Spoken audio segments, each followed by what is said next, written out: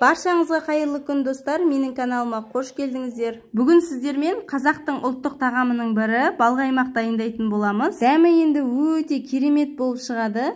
Той садақаларда дастарханның сәнін келтіретін бұл тәттіні сіздер де жасап көріңіздер. Менің дәл осы оригинал рецептімді жоғалтып алмас үшін каналыма тіркеліп, жанындағы қоңырауша белгісін басып қоюды ұмытпаңыздар. Ең алдымен қазанымызға 4 литр түйенің сүтін құйып аламыз. Бұл балқаймақты қайнататын қазанымыз қалың болуы керек. Жұқа қазанның астына тез жабысып, балқаймағымыз шықпай қалуы мүмкін. Сүтіміз қайнауға жақындағанда осылай беті қаймақтанып бастайды.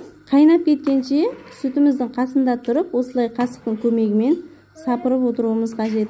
Мінекей сүтіміз бірыңғай қайнады. Қайнағаннан кейін де 2-3 минут осылай қасында қадағалап отырыңыздар. Бір қайнап жолға түсіп кеткесін, ешқандай алаңдамауға болады. 1 сағат шамасында қайнағаннан кейін дәл осылай түсі өзгеріп, шамалы сүтіміз азаяды.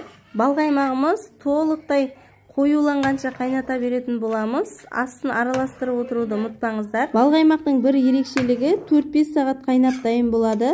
2 сағатымыз өткеннен кейін сүтіміз тағы да азайып, түсі кішкене қоюлана түседі. Балқаймағымыз қоюланып келе жатқанда өте сақтықпен қарау керек, өйткені асты бірден жабысып қалуы мүмкін. Неге видеода көріп отырғандарыңыздай қасықтың көмегімен тоқтатпай астын араластырып отырамыз. Қазанның жан-жағына жабысып қалғандарын дәл осылай пышақпен қырып түсіріп тастауға болады.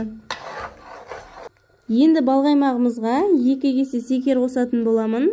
Секерімізді шамадан тыс көп салуға да болмайды. Мінекей 4-5 сағат қайнағаннан кейін дәл осындай қоюланады. Сол кезде қолымызға осындай қолғап киіп алуымыз қажет. Балқаймағымыз бұрқылдап шашырап бастайды. Қолымыздың талғанына қарамай, астын араластыруды тоқтатпаймыз. Неге қараңыздар, балқаймағымыз дайын болған кезде осылай өз бойын өзі ұстап тұра алады. Бір жағынан тез сууына да жақсы болады. Балқаймағымызды бір күн суытып алуға қойдық. Енді формасын жасаймыз. Видеода көріп отырғандарыңыздай қолдың көмегімен айналдыра береміз. Сонда біздің балқаймағымыздың иі қанып, жып-жылтыр түске енеді. Енді балқаймағымыздың қалған бөлігін пакетке салып жасайтын боламыз. Үстінен жай-жай басып отырып, дөп-дөңгелек формамызды шығарамыз.